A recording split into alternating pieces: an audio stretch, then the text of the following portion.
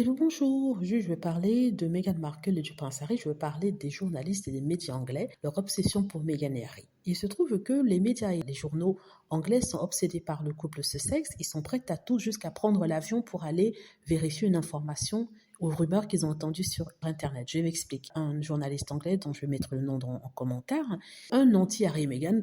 Lui, il travaille pour le Sun, l'un des tabloïds possédés par Rupert Murdoch, anti-Meghan. Ce monsieur a discuté avec une autre commentatrice royale lors d'une interview. Il a parlé du mariage d'Harry et Meghan. Drôle, vous me direz, il a parlé de celui-ci et il souhaitait savoir ce qu'elle pensait. Le nom de la dame, c'est Penny Junor. Il souhaitait savoir ce qu'il pensait du mariage d'Harry et Meghan. Il disait que tout le monde prédisait que ça se casserait la gueule, mais ça fait presque 6 ans, ils sont toujours ensemble.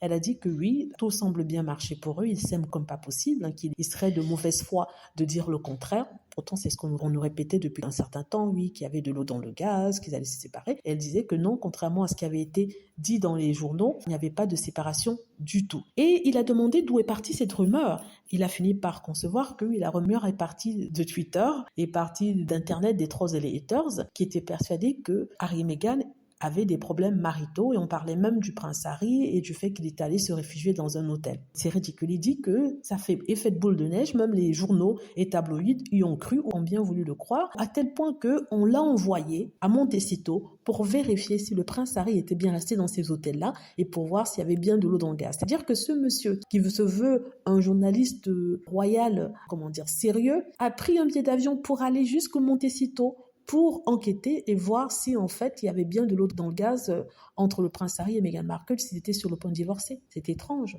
Pourtant ce monsieur ne prend même pas la peine de s'enquérir à savoir pourquoi est-ce que Kate Middleton n'a toujours pas été vue et que même si on nous disait qu'elle suivait un traitement du cancer de façon préventive ça veut dire pour empêcher les cellules de se multiplier, pourquoi elle n'est pas de retour? Parce que généralement, ça dure, on va dire quelques mois, vu que ça fait 4 mois qu'elle n'a pas été vue, alors qu'on nous disait que c'était préventif. Donc, c'est étrange. Quand il s'agit de Meghan, tout le monde court, on veut savoir tout, il n'y a plus question de vie privée, alors que quand il s'agit des autres membres de la famille royale, ah oui, là, ils ont droit à leur vie privée. Et ça m'a fait rigoler qu'il ait pu prendre l'avion pour aller enquêter sur quelque chose de totalement ridicule, une rumeur qui est partie d'Internet.